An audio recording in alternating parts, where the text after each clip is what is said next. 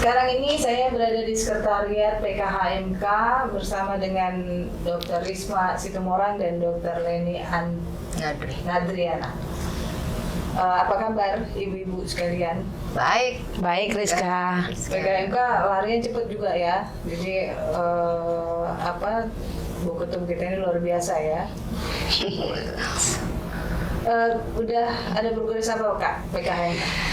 Ya, Rizka, jadi dari beberapa yang sumber diwawancara Hukum ID, kali ini kita akan membicarakan ini, Rizka, silakan digali nanti dari bidang pendidikan pelatihan dengan Ibu Dr. Leni Nadriani SHMH. Beliau ini seorang dosen, sudah cukup lama sebagai dosen, beliau juga aktif sekali sebagai kurator dan advokat. Tetapi bersyukur Perkumpulan Konsultan Hukum Medis dan Kesehatan mendapatkan seorang dosen ya yang tentu mumpuni kan untuk membuat pelatihan ataupun pendidikan itu ada yang namanya RPS, ada yang namanya silabus gitu ya. Nanti bidangnya Ibu Dr. Leni inilah yang menggarap. Makanya waktu beberapa wawancara kemarin tuh Rizka tanya kan kenapa kok PKHMK ini bisa berlari cepat? Yeah. Dalam setahun bisa 3 kali pelatihan. Dan sekarang Rizka PKHMK pun udah menjalin kerjasama dengan beberapa perguruan tinggi swasta ya, dan tentu nanti dengan instansi lain tentu akan banyak yang akan dikembangkan di bawah bidang pendidikan PKHMK. Silakan Rizka digali sebanyak-banyaknya informasinya ya, karena Ketum tidak mengikuti semuanya, tidak mengikuti semuanya. Silakan digali lebih banyak lagi dari Dr. Leni Nadriani SHMH. Silakan dilanjut. Bu Ketum, kebanggaan dan kesayangan ini. Apakah gendong gadget ya? Gendong gadget. Selalu bilang gitu, bukan lagi baterai powerbank, baterai LKN lebih lagi ya, genset ya. Jadi nggak pernah capek gitu. Betul. Ya. Ini luar biasa nih kita bidang pendidikan dalam 1 tahun bisa 3 kali mengadakan, bahkan permintaan tuh udah banyak. Iya. Untuk akhir tahun ini juga kan Bu Dr. Leni ya mesti diminta, tapi cuma kami masih rencanakan untuk supaya di awal tahun ya 2023 lebih baik lagi tentunya, lebih yang spesial di 2023. Dan yang ngikutin pendidikan nggak hanya advokat ya, kemarin yang angkatan ketiga kan lebih banyak ya. Yang direktop ya. Direktop. Iya. Justru angkatan kedua lebih banyak. Enggak, angkatan ketiga yang lebih banyak dokter ya. Dokter iya, yang angkatan kedua banyak advokat, tapi yang ketiga dokternya dari seluruh Indonesia. Dan ini pun katanya sudah banyak juga yang daftar Bu Dr. Leni ya. Udah di list untuk angkatan 4. Kak, nyinggung dikit sih mumpung ada kakak dan Bu Leni, apakah nanti PKHMK ada di setiap daerah? Karena kan yang kasus malpraktik tidak hanya di ibu kota. Nah itu gimana? Rencana kita ya Bu Dr. Leni rencananya tidak akan membuat seperti DPC. Kalau advokat kan banyak di seluruh Indonesia. Mungkin bisa akan kita contoh seperti Korwil IKAPI ya, Ikatan Kurator dan Pengusaha. Bu Leni ini ketum loh. Jadi kalau di IKAPI itu wakil ketua saya, salam hormat ya Ibu Wakil ya. Kalau di PKHMK beliau bidang pendidikan. Kalau di Ikatan Kurator Pengusaha Indonesia beliau waketum. Jadi paham sekali ya. Nanti buat rencananya lah Bu Leni kita bikin di beberapa kota besar seperti seperti Kepailitan, Medan, Makassar, Surabaya, Jakarta, pusatnya. Iya, Semarang. Ya Semarang, iya 5 kota besar ya rencananya begitu. Dan nanti di kota-kota besar itu ada pendidikannya juga untuk rekrutmen. Tentunya itu mimpi next. Tapi kalau untuk di awal-awal Korwilnya di sana, tapi pendidikannya akan dilakukan dulu di pusat. Ya. Nah, nanti seiring dengan berkembangnya PKHMK baru dibuatkan di masing-masing kota besar ya Bu Leni ya. Betul. Rencananya begitu. Ini luar biasa ini tim-timnya Bu Leni ini. Ada juga ya Bu Nur Aziza, Pak Landong, Pak Arif Awangga, semua itu dosen-dosen. Jadi istimewanya Rizka, di PKHMK itu tidak didominasi oleh advokat loh. Jadi kalau sesuai dengan bidangnya, the right man on the right place. Jadi di pendidikan itu dosen-dosen, doktor. Iya, maksudnya dosen semua. Dosen malah. semua. Jadi kalau kita tanya-tanya tentang pendidikan pelatihan, kenapa ya Karisma Bu Ketum kok bisa kencang sekali nih setahun 3 kali pelatihan? Ya karena tentu di sana adalah pakar-pakarnya, The right man in the right place ya. Iya, dosen-dosen semua, itu dokter semua. Dan Iya. bisa pegang diklat ya, diklat. Iya. Dan ketua umumnya gendong genset, para pengurus Anggotanya. lain juga harus Harus. double genset. Iya, Ini iya. power bank.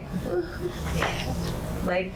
Baik, terima kasih Rika. Ya. Silakan dilanjut ya Bu Kasih, Dr. Leni. Bu. Ya, terima kasih. Salam. Apa kabar? Ibu? Baik. Alhamdulillah Kariska. Di tengah kesibukan masih menyempatkan waktu ya karena lebih ke akademik nih Ibu sekarang ya. Kesibukan sehari-hari hampir 1 minggu itu bisa 9 kelas saya sekarang. Lumayan lah 9 kelas, tapi karena online lebih fleksibel. Ya, ya. Jadi di mana aja bisa ya, Bu. Ya? Betul, betul. Bu, ini kan ada yang fenomenal yaitu PKHMK. Karena saya bilang fenomenal karena dalam waktu 1 tahun sudah bekerja maksimal dan mengajukan apa kemarin ke Balek ya, naskah akademik untuk pengadilan medis. Nah, menurut Ibu apa sih PKHMK itu? Perkumpulan Konsultan Hukum Medis dan Kesehatan. Sesuai dengan namanya, kalau kita lihat PKHMK ini wadah berkumpulnya para konsultan, ya. Konsultan medis. Kalau anggotanya itu advokat dan dokter berpraktek atau tidak berpraktek. Selama ini sih seperti itu. Ada persyaratan-persyaratan khusus untuk menjadi anggota PKHMK, termasuk ada persyaratan. Saya perkenalkan diri saya terlebih dahulu nih, ya, Kariska. Saya dari bidang pendidikan. Jadi kalau dari bidang pendidikan ada persyaratan-persyaratan khusus, yaitu untuk bisa diterima atau menjadi anggota PKHMK itu harus lulus ujian yang didahului dengan pendidikan. Pendidikan intensif, karena hanya dilaksanakan sekitar 2 minggu sampai 3 minggu pada saat ini. Saat ini kita sudah 3 angkatan. Kemudian kalau ditanya PKHMK itu apa, yaitu Perkumpulan Konsultan Hukum Medis dan Kesehatan, yang tentunya yang pasti adalah advokasi kepada semua pihak. Kita sejauh ini kita tidak membatasi, misalnya di organisasi lain nih Kariska, hanya membatasi untuk rumah sakitnya, atau ada juga yang hanya konsumennya saja, yaitu pasien, tapi kita mencakup keseluruhannya. Dengan Ketua Umum Ibu Dr. Andarisma Situmorang SH MH. Nah itu digagas pertama kali oleh beliau sebetulnya. Kemudian beberapa pendiri itu di website kami ada, itu PKHMK. Jadi kita tidak lebih luas cakupannya sebetulnya dibandingkan dengan organisasi-organisasi atau perkumpulan konsultan medis lainnya. Ya, Bu, beberapa waktu yang lalu sekitar Juli ya, kalau nggak salah itu PKHMK telah menyerahkan naskah akademik ke Balek. Dan itu masuk prolegnas kan kemarin itu. Itu menurut Ibu, dari sudut pandang Ibu sebagai pengurus di PKHMK itu bagaimana? Ya, alhamdulillah, puji Tuhan ya, kemarin kita pengurus PKHMK pendiri ya sudah diundang oleh Balek untuk tanya jawab ya, dengar pendapat. Kalau di DPR itu kan ada mereka dalam masa reses mereka bisa mengundang untuk dengar pendapat mengenai usulan pengadilan medis di Indonesia, karena selama ini memang pengadilan medis masih belum bisa terwujud ya. Penggagasnya sebenarnya banyak, termasuk ketua umum kami untuk pengadilan medis.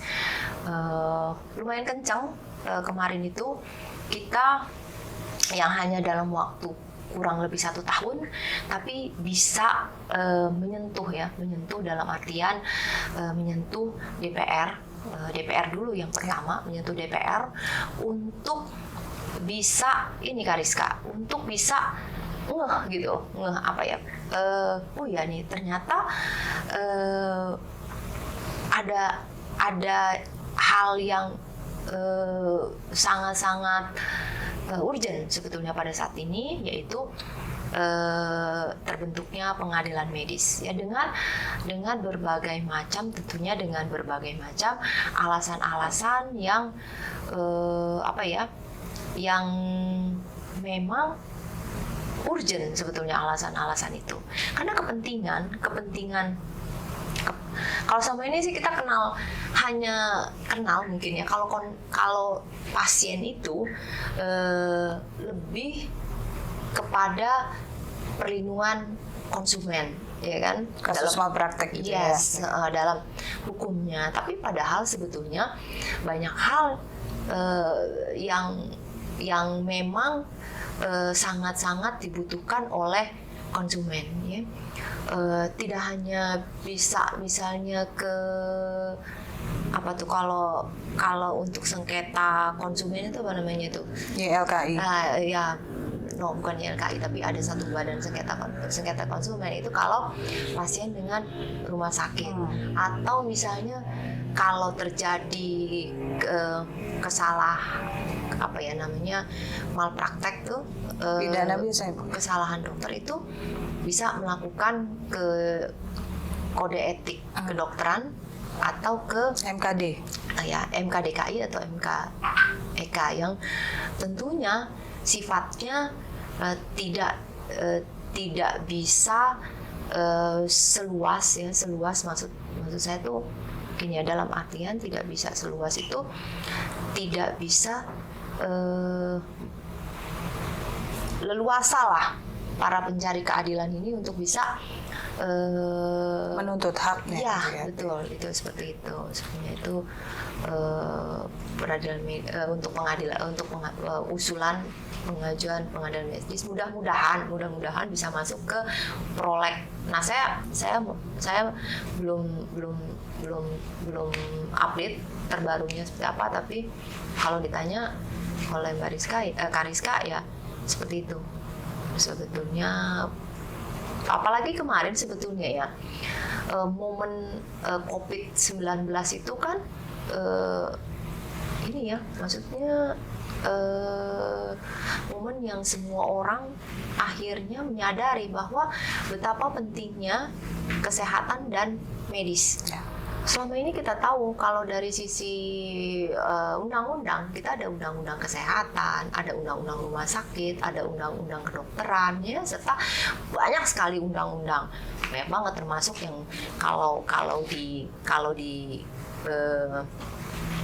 kalau dibuat listing itu undang-undangnya mungkin 1 halaman full ya, undang-undang nomor sekian, tapi yang ngetop memang cuma 3 undang-undang itu.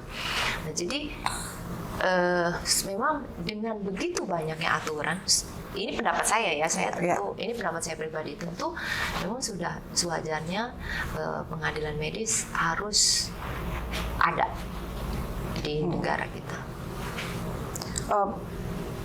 Pengadilan medis itu kan membentuk satu kamar medis berarti nanti kan ya. Itu kan sama seperti yang uji coba sekarang perikanan. Pengadilan perikanan itu kan perlu sosialisasi yang panjang dan step by stepnya itu panjang banget. Nah, itu persiapan Ibu dan teman-teman di PKHMK seperti apa?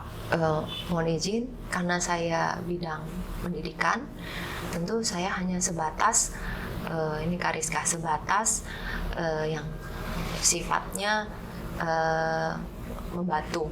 Itu kita punya tim sendiri yang langsung diketuai oleh Ibu Ketua Umum, oleh Bu Risma, Dr. Risma. Itu persiapannya saya rasa kita sudah punya naskah akademik yang sangat, dan itu dikerjakan iya, di kurang dari 1 tahun ya, Bu? Betul, kita sudah punya naskah akademik,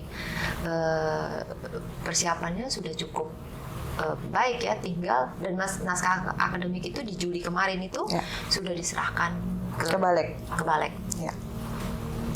Tinggal balik aja deh, kan ngantri juga saya rasa. Iya. Tapi masuk prolegnas langsung. Iya betul, karena itu tadi mungkin bukan mungkin ya, tapi memang sebetulnya ketika COVID, urusan medis dan kesehatan itu menjadi hal yang seksi, menjadi hal yang menjadi perhatian sebetulnya. Ya, Bu, terkait dengan sinkronisasi antara advokat dan dokter, kan dua dunia yang sangat berbeda. Dokter dengan kekakuannya dan tembok yang begitu tebal, sedangkan advokat dengan kemarin Dr. Abraham bilang ribet kan gitu. Ini berusaha untuk disatukan di PKHMK kan gitu. Nah, menurut Ibu, untuk pengadilan medis ini apakah perlu sosialisasi tambahan ke selain advokat itu ke yang lain kayak jaksa, polisi atau hakim dalam hal ini? Iya. Karena kan nggak semua pasti paham dengan aturan medis itu. Oke.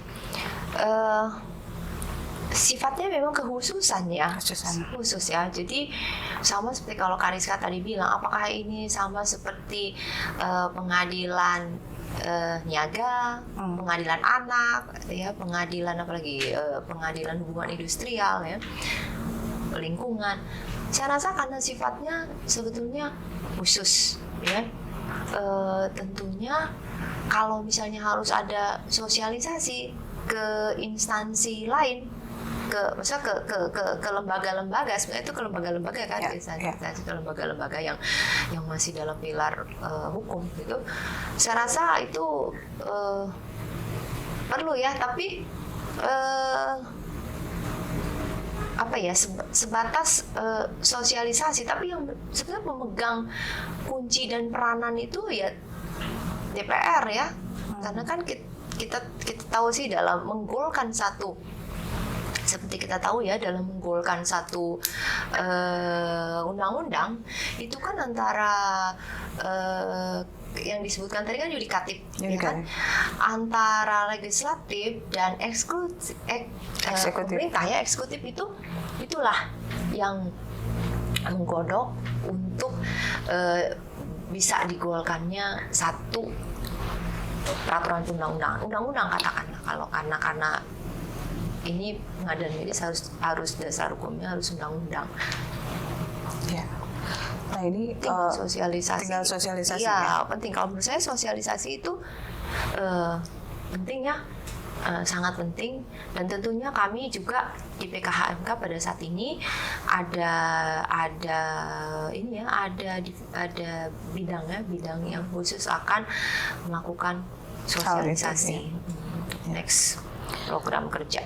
Bu, terkait pendidikan dan pelatihan, PKHMK kan sudah menyelenggarakan 3 kali pendidikan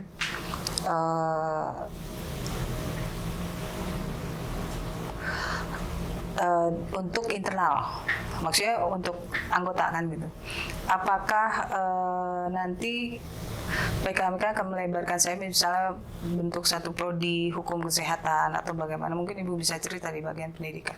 Oke.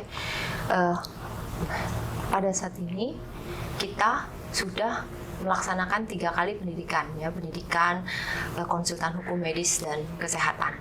Nah, kemudian kita juga sudah dalam progres untuk sertifikasinya di BNSP, ya, itu sudah progres oleh teman-teman di PKHMK. Saya sih berbangga karena saya masuk angkatan 1. Berarti di PKHMK. Bareng sama Bu Ketum ya? Iya, bareng kita semua itu angkatan 1. Nah, kemudian kalau ditanya Kariska tadi tanya, apakah PKHMK bisa masuk ke dunia perguruan tinggi, maksudnya masuk kampus gitu kan ya, masuk kampus. Kalau masuk kampus itu sebetulnya wajib ya, karena kita sangat senang kalau kita bisa bermitra. Pada saat ini PKHMK Bu Ketum sudah menginisiasi ya, mulai melakukan apa ya, sosialisasi ke ya, sana. pendekatan dengan Beberapa perguruan tinggi, beberapa universitas. Perguruan tinggi salah satunya tuh Tarumanegara, itu Untar. Nah, itu yang memang direncanakan kita, ya saya belum bisa ngomong lebih banyak ya, karena kita belum launching, tapi sudah ada tanda-tanda ke arah itu bahwa kita akan ada Beberapa kerjasama. akan ada beberapa kerjasama. Nah, itu sebetulnya bagus ya, karena semakin edukasi itu ya, sebenarnya edukasi kan, semakin masyarakat itu teredukasi baik formal ataupun informal dengan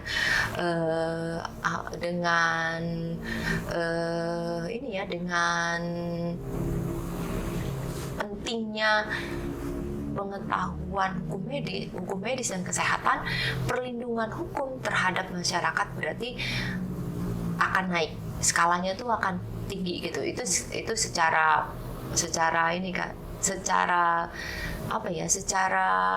automatically ya kan, dengan edukasi, dengan sosialisasi itu tadi, yang tadinya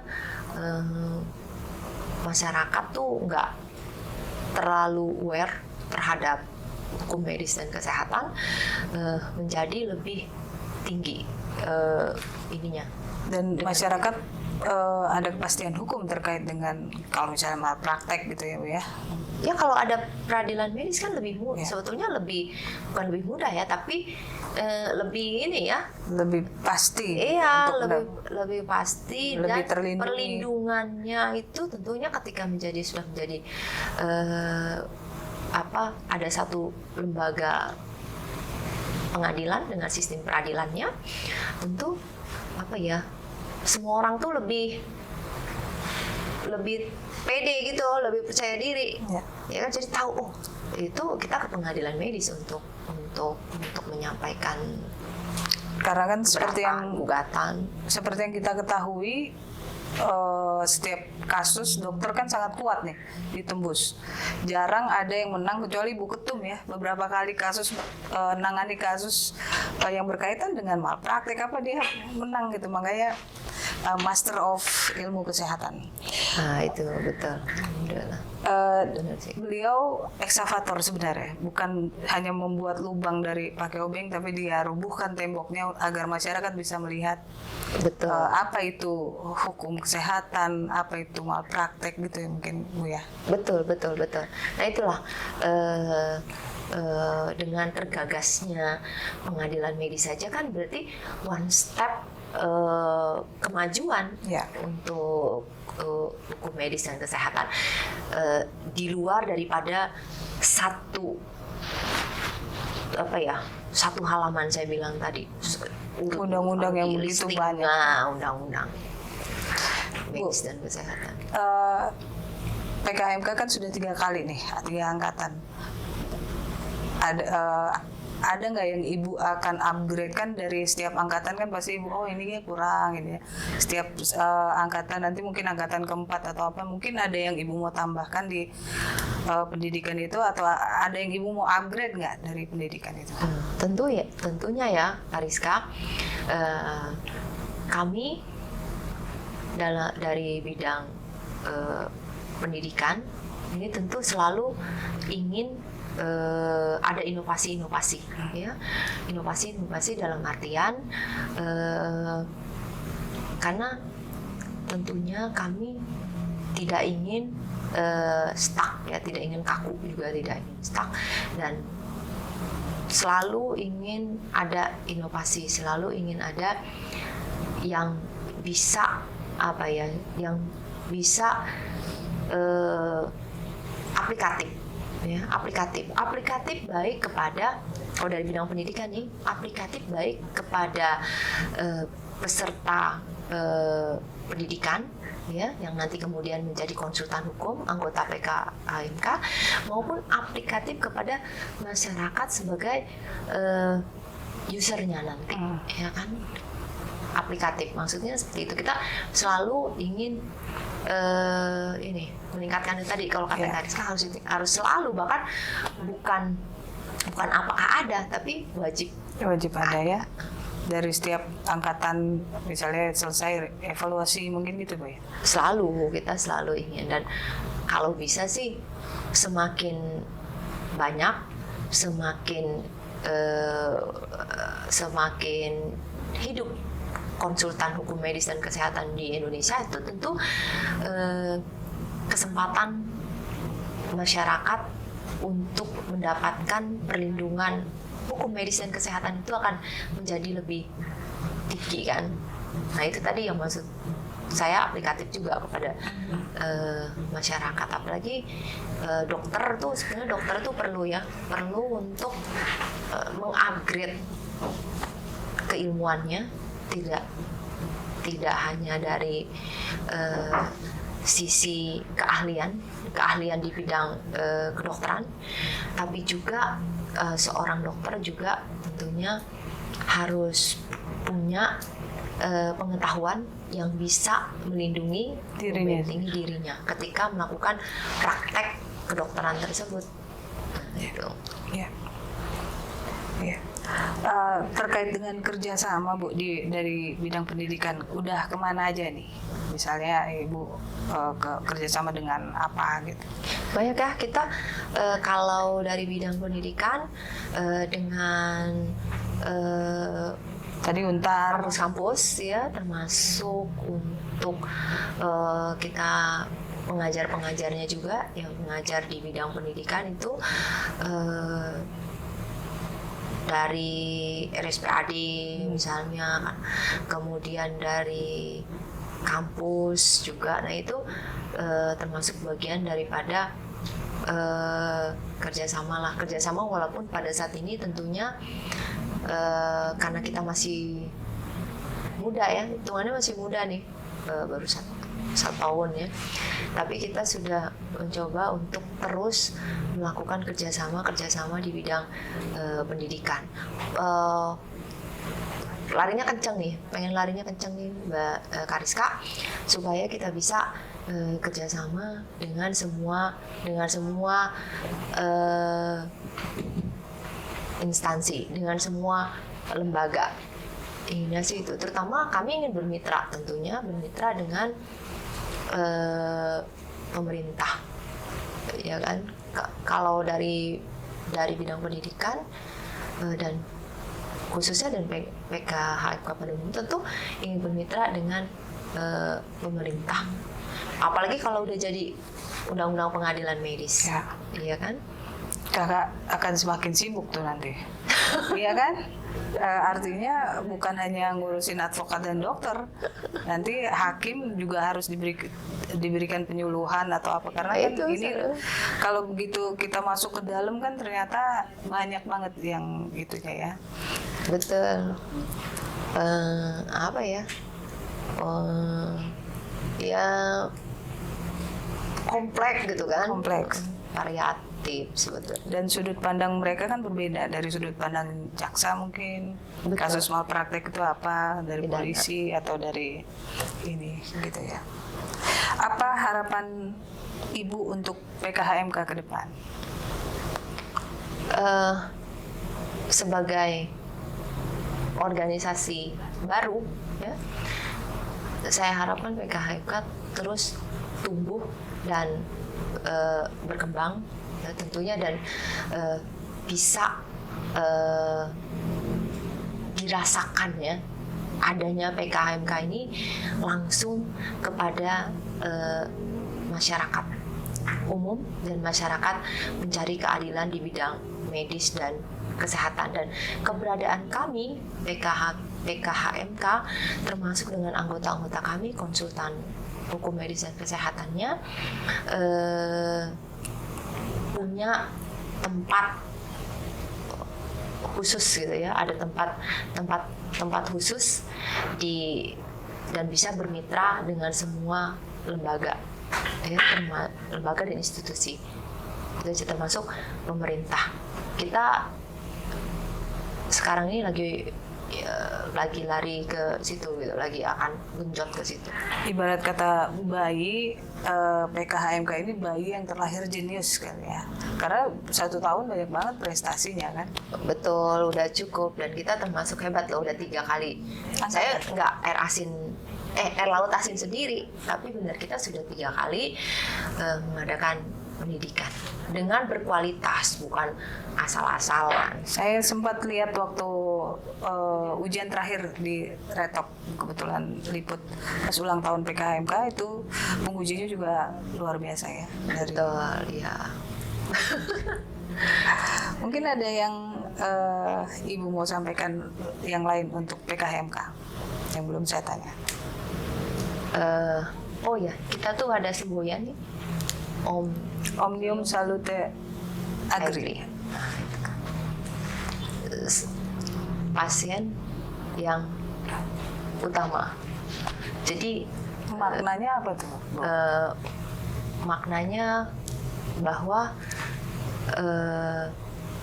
kepentingan rakyat, kepentingan masyarakat itu adalah yang paling utama secara umum ya, tapi kalau ini kan dalam bidang kesehatan. Tapi kalau kita itu untuk menjadi tagar kita tuh, bahwa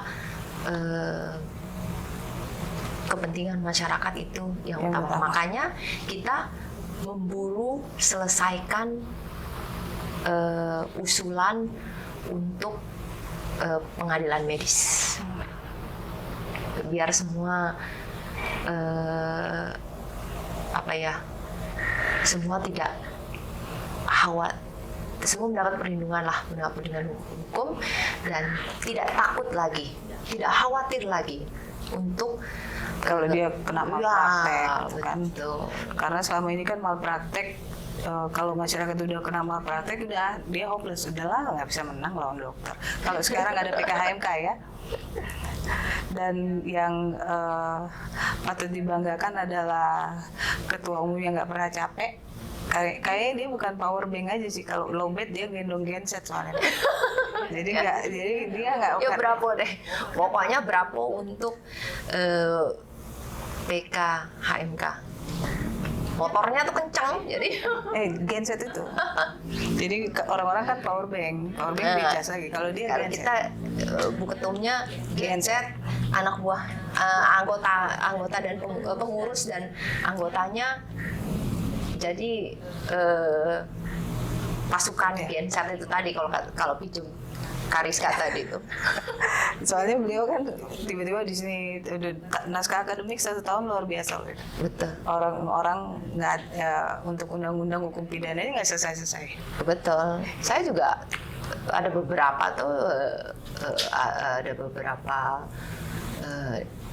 bantu ya. Iya memang betul, lumayan.